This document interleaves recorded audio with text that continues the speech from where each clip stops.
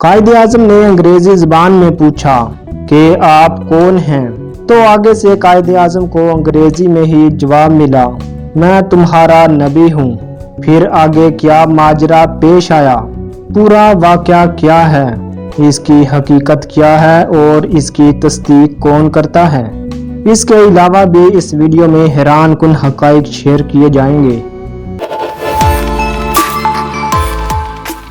11 सितंबर 1948 को जब कायदे आजम वफात पा गए तो ज़्यादातर नाम निहाद दीन इस्लाम के ठेकेदार मौलवियों ने कायदे आजम का जनाजा पढ़ाने से इनकार कर दिया, लेकिन शेखुल इस्लाम इल्लामा शबीर अहमद उस्मानी ने कायदे आजम का जनाजा पढ़ाने को एक एजाज समझते हुए जनाजा पढ़ा दिया।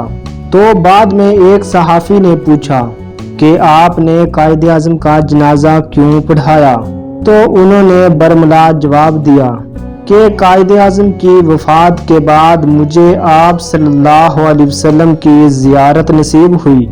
मैंने देखा कि आप सल्लल्लाहु अलैहि वसल्लम ने अपना दस्ते मुबारक कायदे आजम के कंधे पर रखा हुआ है और आप सल्लल्लाहु अलैहि वसल्लम फरमा रहे हैं कि शबीर ये मेरा मुजाहिद है।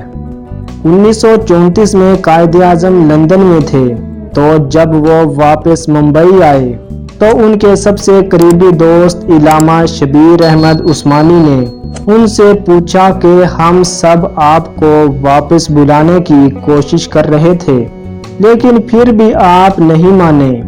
आपके वापस आने पर हम सब बहुत खुश हैं, लेकिन आप किसके कहने पर आए हैं?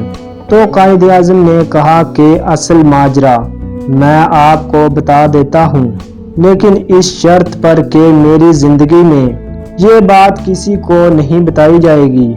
शबीर अहमद उस्मानी ने कहा ठीक है। कायदे आजम ने बताया, जब मैं लंदन में था तो एक रात मेरा पलंग हिल रहा था। मैं जाग गया कि पलंग क्यों हिल रहा है, लेकिन कुछ नहीं था, तो मैं फिर से सो गया। पलंग दोबारा इतने जोर से हिला कि मैं सोचने लगा जैसे जल्जला आ रहा है। मैं उठा और घर से बाहर निकल गया, लेकिन बाहर और कोई भी लोग मौजूद नहीं थे। मैं फिर आकर सो गया। तीसरी बार फिर पलंग हिलने लगा। जैसे ही मैंने जाग कर देखा तो मेरे कमरे में एक शख्सियत खड़ी थी। कायदे आजम ने अंग्रेजी जबान में पूछा कि आप कौन हैं, तो आगे से अंग्रेजी में ही जवाब मिला कि मैं तुम्हारा नबी हूँ। कायदे आजम एकदम हाथ बांध कर खड़े हो गए और कहा कि मैं आपके लिए क्या कर सकता हूँ। तो आप सल्लल्लाहु अलैहि वसल्लम ने हुक्म देते हुए फरमाया कि तुम फौरी वापस जाओ, क्योंकि बर्रे सगीर के मुसलमानों को तुम्हारी ज़रूरत है, और जाकर आज़ादी की जिद्दोजहद की सरबराही करो। मैं तुम्हारे साथ हूँ और तुम इंशाल्लाह कामयाब हो जाओगे। ये बात बहुत ही अहम बात थी जो कि इस वाक़े में दर्ज थी। नाजरीन, यही वजह थी कि फिर कायदे आज़म हुसूल पाकिस्तान तक डट कर खड़े रहे और पाकिस्तान का वजूद मुमकिन हुआ। नाजरीन, अमीर मिल्लत पीर जमात अली शाह साहिब की सारी ज़िंदगी मुसलमानों की फलाह बहबूद और दीन इस्लाम की सरबुलंदी के लिए गुजरी। वो कायदे आजम को वली अल्लाह कहा करते थे। वो फरमाते थे कि कायदे आजम को कोई काफिर कहता है और कोई मुर्तद बताता है, लेकिन मैं कायदे आजम को वली अल्लाह कहता हूँ। बाकी सब लोग अपनी राय से कहते हैं, लेकिन मैं कुरान और हदीस की रोशनी में बताता हूँ। सुनो और गौर से सुनो। अल्लाह ताला कुरान करीम की सूरह मरियम में इरशाद फरमाता है, जो लोग ईमान लाए और उन्होंने नेक काम किए, अल्लाह ताला लोगों के दिलों में उनकी मोहब्बत डाल देता है।